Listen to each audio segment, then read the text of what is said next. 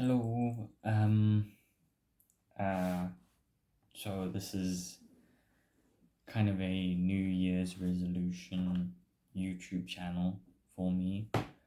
Um, my name's Leo.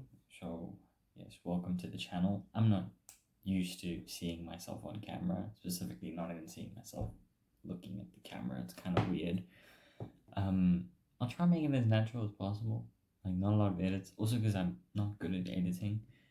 Um, so this is going to be like a reading channel where I just discuss literature, anything I read, just talk about books in general.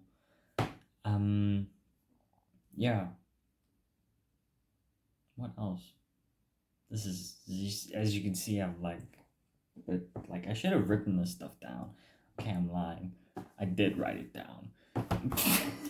I'm a second year university student and I'm studying English literature. That's my first major. And yeah, I've a little bit about myself, I guess. I've always wanted to be a writer, so I do my own writing. I have a blog where I post my poetry and occasionally short stories, but I haven't posted a short story in a while. But I really enjoy writing poetry. I don't read a lot of poetry, but writing is what I really enjoy. Um, I suppose, yeah, that's it. I don't know what else there is about me, but yeah. Anyway, so I guess for the first one, I decided to, well, first review, let's say it's a first review, I've decided to go with Salem's Lot, Stephen King. Yeah, I don't know. It's quite a popular book. I have always been a Stephen King fan. I've read quite a few of his books. The Stand is notably my favorite. I really enjoyed everything about The Stand. I'm not going to lie to you. The first book I ever read of him that he wrote was It by Stephen King, which is actually on my shelf right now. Yeah, I really enjoy Stephen King. And then I read Fairy Tale. I'm not going to go through all the list of Stephen King books I've read. But I've read a lot. This is the most recent, obviously. Just finished it. It took me a while to finish, actually, even though it wasn't a difficult book by any means to read.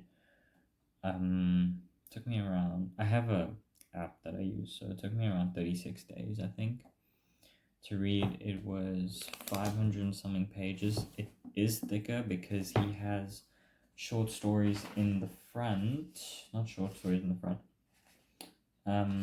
In the back of it. Where is it? Index. Yeah, so the epilogue ends probably around 600 pages in. Then he has short stories, which is One for the Road and Jerusalem's Lot. I haven't read the short stories, but I'll get to that, the reasoning now. And then he has deleted scenes and then the afterword, which I enjoyed reading the afterword. It was nice. Anyway, so he wrote this book for his daughter, Naomi, who wanted a vampire book. And I mean, who doesn't want a vampire book? I don't blame her. And reading this, even in the afterword, while reading this as well, he spoke about how heavily he was influenced by Bram Stoker's Dracula and EC vampire comics, and I'm guessing that's that he read when he was a boy, around about in the 50s. I'm guessing, maybe 40s. He spoke about it in the afterword. I didn't get the exact dates. But yeah, I really enjoyed it, and just to give a brief summary of the story as written, it's follows the main character is Ben Mears, who is an author, and he has gone back to the town where he grew up, Salem's Lot, also known as Jerusalem's Lot. And he's gone back to write a book about the horrors that he encountered in his past, specifically in the Marston House, which sits atop a hill in the New England town. It's funny, that side note, most of his books, Stephen King, are written in Maine and written regarding places in Maine, which makes sense because he grew up there and he lives there now, as far as I know. I'm pretty sure he still lives there now. Anyway, the Marston House overlooks the entire town, and he gets there hoping to stay in the Marston House, but it's occupied by strangers. These two strangers turn out to be a man called Stracker and another one called Barlow. I don't know how deeply I want to reveal the plot here, but I'm actually going to try to keep it to the minimum. Barlow is basically Dracula. Now, I also can't say that with full confidence because I have not read Dracula. But after reading this, I have decided that I need to be cultured and read the OG. Hope you can see that. It's a beautiful copy, I'm not gonna lie. It actually was my sister's. So I'm gonna read the OG. And I'm probably gonna start reading it tonight. It is currently the 1st of Jan. So this is, as I said, a New Year's resolution video. Anyway, so I found a lot of similarities with Barlow and Dracula. I'm not going to get into much of it now. I don't know going forward with all my videos if I'm going to really reveal the entire thing, or I'm just going to talk about, let's say, themes and basic plot and, those type of literary, I've lost my word there, literary aspects of the book, whatever book I'm talking about. Anyway, the Salem's Lot has a heavy influence of Catholicism, which, as I know, it's also in Dracula. It's the exact same thing. Yeah, it's very Catholic. I mean, two characters are both fathers. Father Callahan being a very prominent character who is a very interesting character. I really enjoyed Father Callahan because he was well written, even though he doesn't have a lot of page time. He's a likable character, and Stephen King has always been good with that. He's really good at making likable and relatable characters, which is often why I read so many of his books. He doesn't make the hero all just a hero in a term, if I can put it like that. He makes them human. He makes them with faults. He makes them average.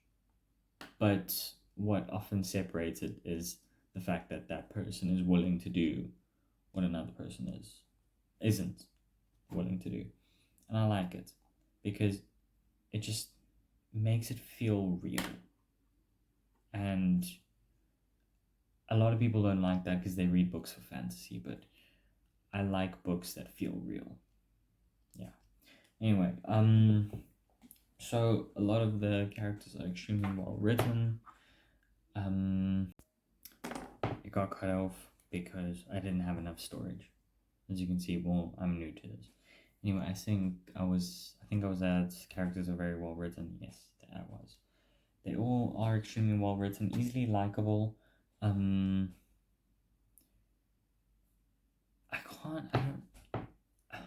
don't want to get too much into it in this video, I guess, but I find that Stephen King isn't great at writing complex female characters. This was actually pointed out to me by my sister, and upon further thought and just extra interest in this particular female character, Susan, I realized that she is right. He doesn't really know how to write a woman, but I also can't speak on it because I feel like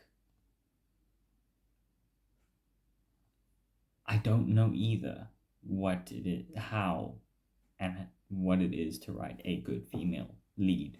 or just a good female character in general. But I just find that interesting.